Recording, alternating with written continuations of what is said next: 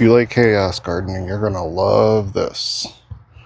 Alright, so first things first, we have our nursery with some very nearly dead seedlings.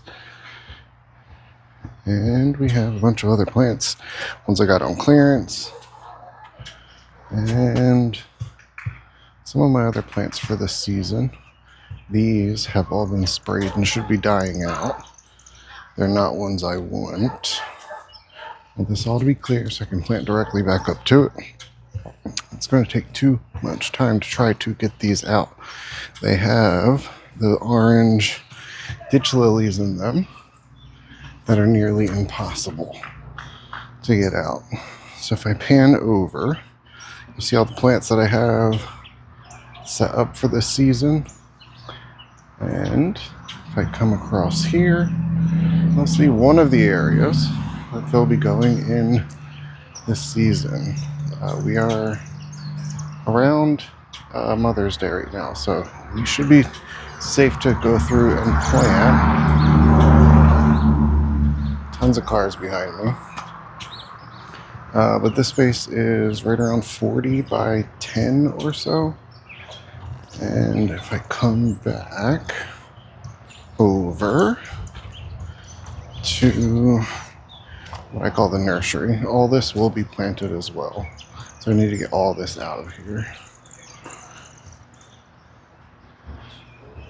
I'll show you a couple sports that I have. You look at that right there. We have a couple of streakers. We have one that is not supposed to have that white line around it, so I grabbed it. And then we have this little one. I'm going to be crossing those into this, which is a Gigantosaurus, which may or may not be streaked. Time will tell on that one. And this one, which about 20 years ago, I purchased as the largest streaked hosta available to breed with. I believe it's called Patriot, or was called Patriot. I don't know if it's still available in commercial production. Don't know, but we're going to be breeding some hostas this year. In here, I just have some of my coleus seedlings, some other things I need to water. We're going to walk out front and then around. All right. The gnats are starting to come out. So this is on the side of my house. And I have planted right here and right here 2 quite large cannas. It should grow out quite nicely. And then I have this vinca, which I'm trying to kill. Not necessarily kill. I don't mind it popping up to suppress the weeds. But I want something that's going to overtake it. In here, I have a couple of things planted. One, this begonia, which is kind of a variegated begonia. It's in its dormant state right now. As you can see, it's in new growth. Same thing with that right there. That's a black coral. And then I have some caladium bulb I found in another pot right there. We'll see if it pops up. Out front here, we have another large hosta. I don't know what it is. It could have been an all-green sport of that Patriot hosta. But I left it here to see what it does. And if I step back here, you'll see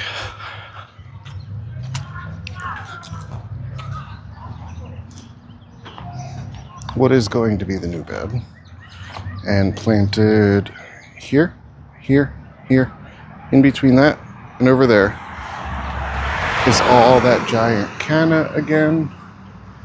And I'm going to have all my tropicals up front here instead of on this wall. This wall now is primarily a hosta garden and will continue to be. I do not remember the name of most of these hostas, but they're all supposed to be large to giant size. and will eventually, hopefully, just be a canopy of all giant hosta leaves. And interspersed in between, I have some weeds, obviously, and some white pansies that were overwintered from last year. Random pot with some dead soaker hoses. Some more of the hostas. In a couple of these spots, I'm going to throw some special annuals in, like I have right here, which is a Pink Ribbons Coleus, which is an award winner, and I believe new for this year. I found a few and got a few, but imagine basically a bush of foliage that's around 2 feet by 2 feet there. It's going to be bright pink and bring a different texture to the area. Quickly panning, sorry. We're going to do the same thing for some of these empty spots in here, as well as maybe do something on the actual ramp. Coming over here, we have some wilting plants. Again, chaos in the middle of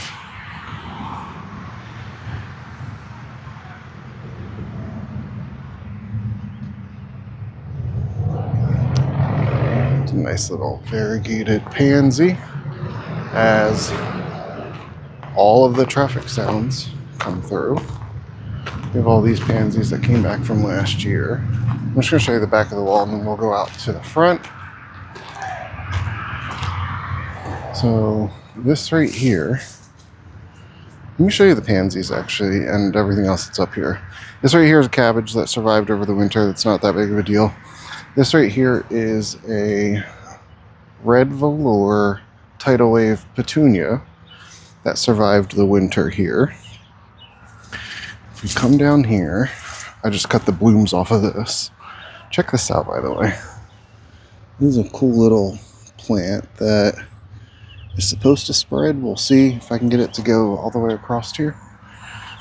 The color of these pansies. Oh, here is an amaryllis that's been growing here in zone 7 for maybe 4 years. It hasn't bloomed out here yet though. This tiny little agapanthus back there. And then another red velour. Now weirdly, the ones that survived were the ones that were right under these vents. I'm not sure if that's a coincidence or not, but there you go. Pan into this, we have just more hostas. This ramp may be taken out. Time is going to tell on that. But we're going to come back over here to this space and ultimately this space where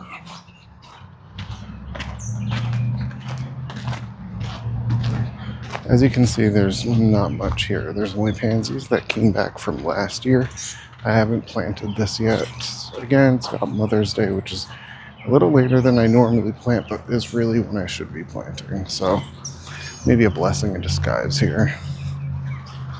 So you see nothing too much here. Just see except these. These are what's known as duck potatoes, which I put a 5-gallon bucket, you can kind of see the rim there, down into the ground, filled it back with the same soil that was in it, and put some of them in there. I thought they'd be a cool ornamental. So far they haven't disappointed me, and they're hardy. These leaves here end up getting about 1 foot long, and they hold them about 2 or 3 feet tall. We'll see how they do later in the season. And then back there I have one of the bananas. There's Musa Baju. And I have one there, and there's a baby also right there. So We have bananas over here. I was sort of expecting them to die off, but they did not. I'm going to walk through the beds here, get back to this other side, where we're going to see the tidal waves, which I do really enjoy. Each one of these is about a square foot.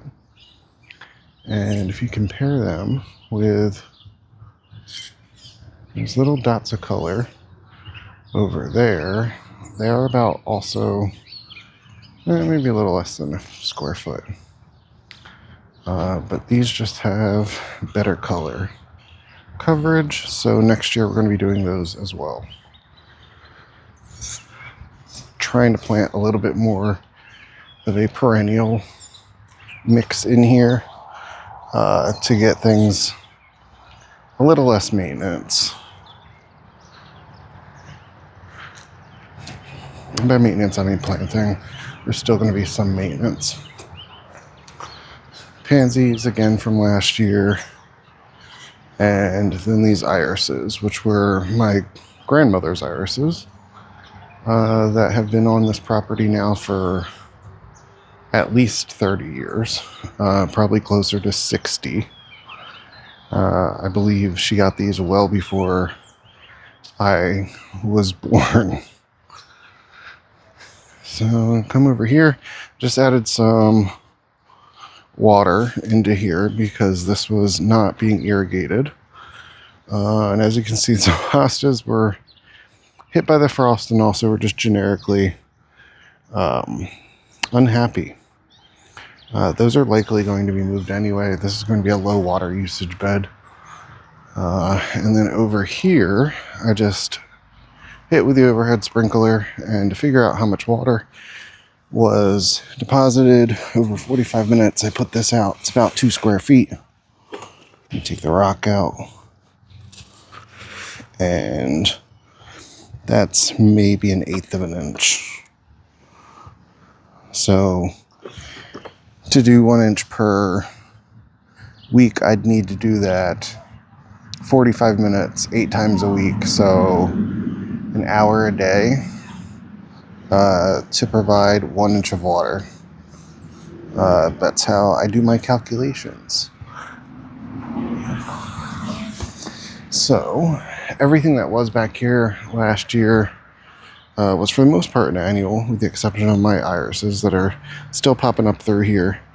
I'm going to be taking those out, and I'm going to be taking out some of these other little perennials that I started last year. This is where the greenhouse was. No longer. The hostas here are all coming out. And then some of those, before I sprayed them, the daylilies were back here.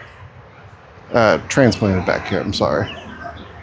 They are pretty aggressive and are low water users. So that's what I want all this to be. I also put some variegated ribbon grass, which I can understand be quite invasive.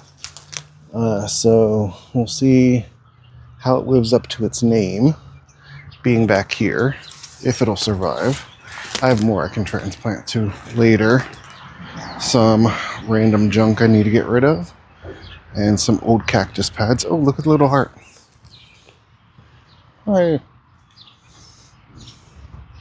But this is how it all starts, and hopefully in the coming weeks this chaos will turn itself into something that's pretty spectacular. Feel free to join it